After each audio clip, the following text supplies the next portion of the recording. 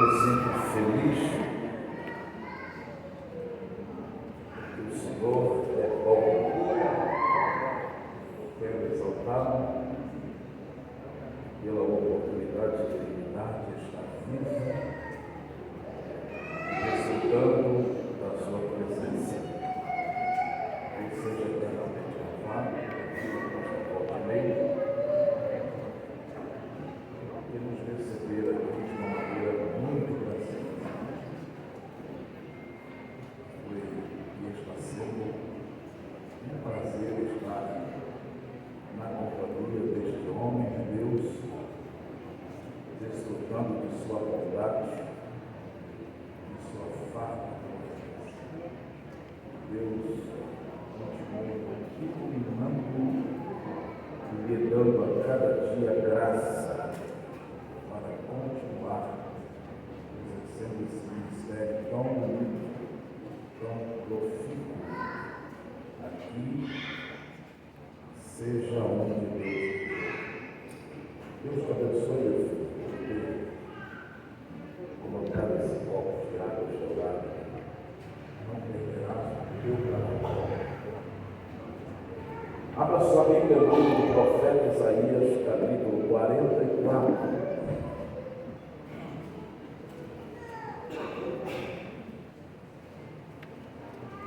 Rogo as orações dos irmãos, em meu favor, em favor de minha esposa. Ainda hoje à noite, nós estaremos em promessa, depois segue até o dia de quinta-feira nossas agendas em congresso oficial. Quinta e sexta nós vamos a PH, em congresso, e iríamos de lá para o sul de Minas, mas houve um problema na igreja, de maneira que o evento foi desmarcado e colocado um pouco para frente.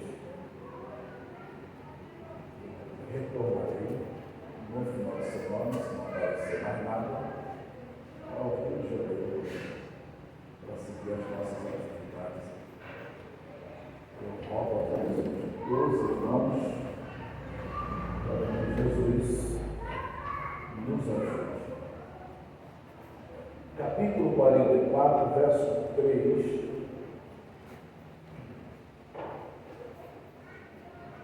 Está escrito: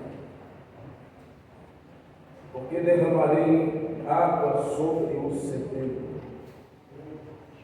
e rios sobre a terra seca. Derramarei o meu espírito sobre a tua prosperidade e a minha bênção sobre os teus descendentes. Podeis aceitar.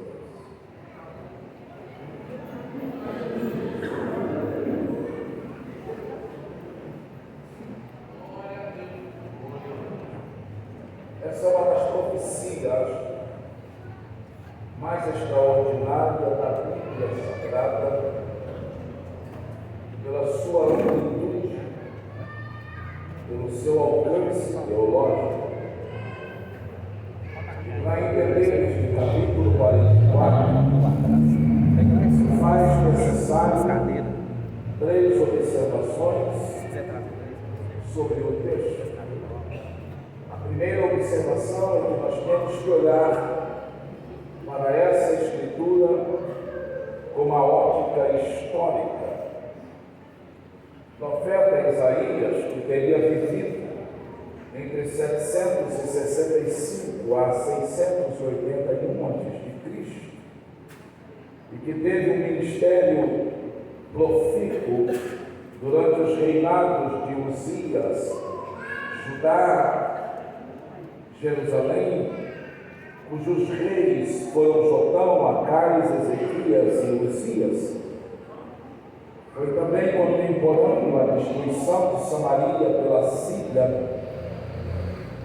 Essa resistência que Jerusalém sofrera da mesma Síria pelas tropas de Senaqueribe, que a cercou por 3 anos. Deus enviou apenas um anjo para dar vitória aos de Judá. Esse mesmo profeta, que durante 60 anos exerceu essa função ministerial com sucesso, deixou esse livro repartido em 2 partes. A primeira vai do capítulo 1 ao capítulo 39 e vai transmitir mensagens de punições e de juízo aos pecados de Judá, de Israel e das nações vizinhas. Nos últimos capítulos ele vai tratar de eventos ocorridos durante o reinado de Ezequias. A outra metade, do capítulo 40 ao capítulo 66, é uma metade que contém palavras de perdão, de conforto e de esperança, sendo essa profecias que trazem a restauração e consolidação de Israel como nação, já com a impetração do ministério de Jesus como Messias.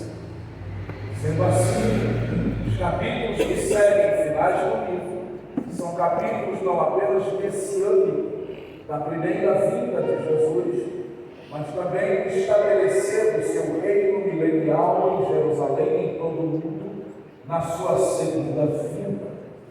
Quando o profeta escreve esse texto, os pecados de Judá e também de Israel, reinos divididos, havia chegado a um nível tão abominável que Deus usa o profeta para falar acerca de várias maldições que atingiriam os hebreus de uma maneira geral. E a maior dela seria o cativeiro da Síria, que iria extirpar, que iria fazer com que o reino do norte e as 10 tribos fossem desaparecidas da face da terra, como até os dias de hoje, porque diferente do cativeiro de Babilônia, os babilônios traziam para Tel Aviv e para o reinado de Babilônia, e ali eles colocavam aqueles súditos escravos para morarem. Já a Síria, ela espalhava no território conquistado aqueles que ela havia escravizado, de maneira que esses eram arrancados de sua terra e não levados ao povoado para morarem juntos, mas espalhados, com o fim de perderem a identidade religiosa, a identidade nacional, a linguagem, a culturação da maneira de viver e também todo estilo de criação familiar. Todavia, o exílio babilônico, que também foi profetizado por Isaías, seria um dos maiores no que tange ao seu período de tempo de sofrimento. É nesse contexto, no contexto de exílio, tanto de um reino quanto de outro reino, que Isaías aparece nesse texto, um texto profetizado, que o coração daquele povo rebelde fosse endurecido, seus ouvidos e olhos fechados, a fim de que o juízo de Deus sobre eles não fosse evitado. Todavia, capítulo 43 vai falar de bênçãos futuras que seguiriam após esse fato, o fato do exílio das 2 tribos, dos 2 reinos, das tribos do norte e das tribos do sul. O reino do norte, cuja capital era Samaria, e o reino do sul, cuja capital era Jerusalém. Ele está profetizando que um remanescente iria sobreviver a esses períodos tão difíceis, e que esse remanescente prometido. Isso é fato de observar nas Escrituras, porque quando Ciro sobe ao poder do reino dos persas, ele logo manda pedir alguns rolos que estavam guardados, rolos trazidos de Jerusalém. E entre esses rolos de escritura encontrava-se uma profecia de Isaías a respeito do mesmo Tiro, aliás, de Ciro.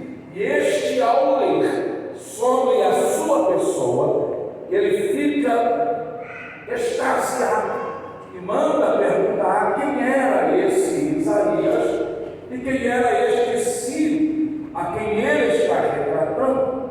E então é logo falar com ele que Isaías era um profeta e que Ciro era ele mesmo, que iria trazer libertação para Israel. E aí, tomado pelo Espírito de Deus, ele propõe que Israel volte à sua terra e volte novamente a ser o Estado nacional. E ele libera uma carta de libertação com seu selo real. E aí Israel está liberto do cativeiro, e nesta ocasião podem sair da fortaleza de Susã, o reino dos medos e persas, antigo reino de Babilônia, e voltar para Jerusalém e toda a sua terra, seja ela qual for.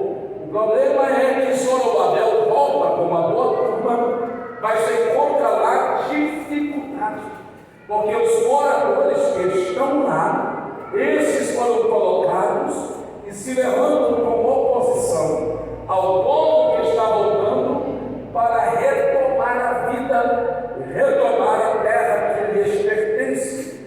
Ali estão os da Arábia, ali estão aqueles que ao redor formaram nação, que habitavam tanto na terra de Samaria quanto em Jerusalém. Estes vão se opor bruscamente a toda conquista e toda reforma.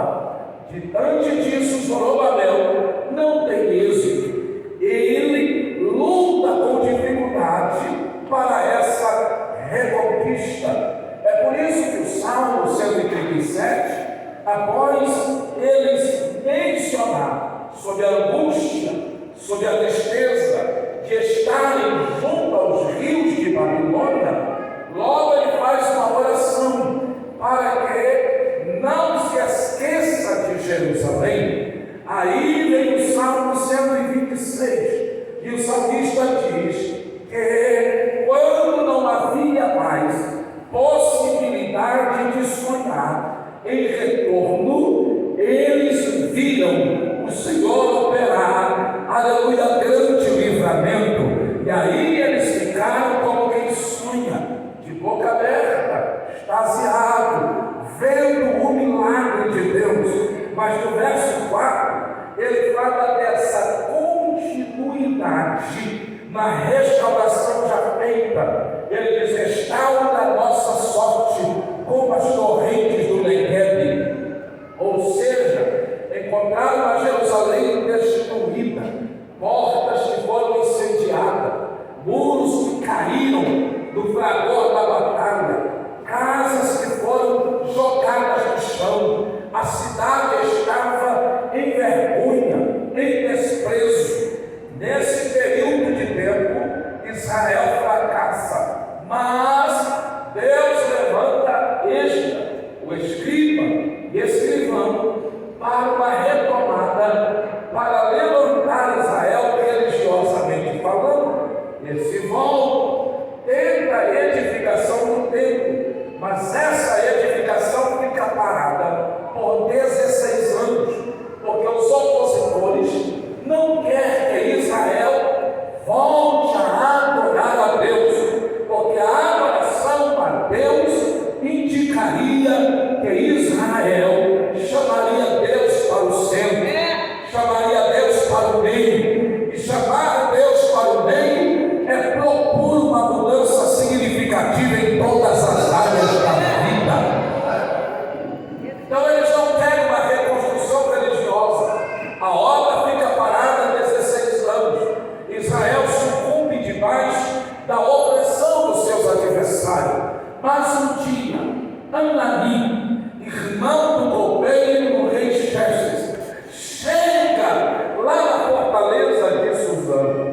E então, Neemias, seu irmão, pergunta sobre o povo, sobre a situação de Jerusalém, como é que está aqueles que voltaram. E Anani diz: olha, a cidade está em miséria, os muros continuam no chão, as portas estão queimadas, vivem em vergonha, em estado de humilhação e calamidade e miséria.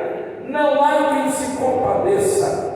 Após a informação, ele silencia-se, ele aquieta o seu espírito e começa a orar e a buscar a Deus.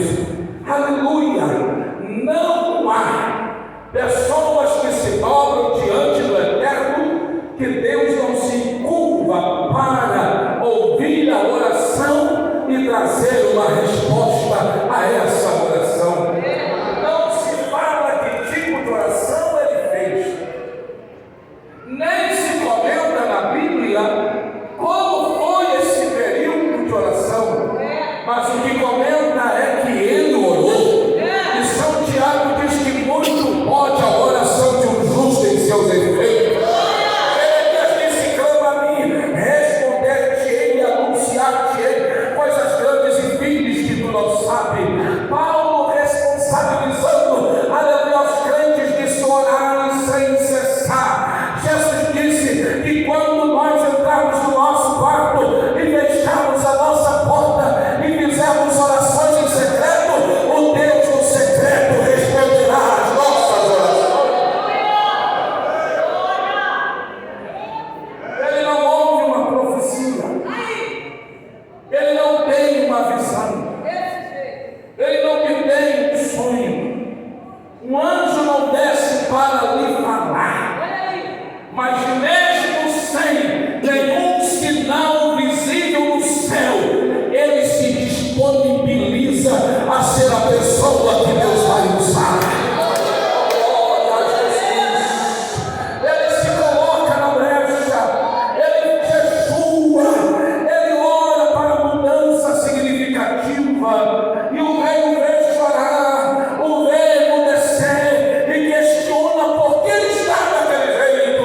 E ele então comenta: é sobre a minha cidade, sobre os que estão lá e a situação em que eles se encontram. E o rei logo diz: você se acha capaz para essa obra? E ele diz: eu me acho. E o rei então diz: pegue tudo o que você precisa, arregimenta homens, pegue todo o ouro e prata e vá para a sua cidade e gaste o tempo que gastar, só volte aqui quando terminar a obra. Ele vai para Jerusalém por 3 dias, anda sobre os escombros. Não diz o que vai fazer. Depois de 3 dias, reúne as autoridades e diz: Deus é conosco.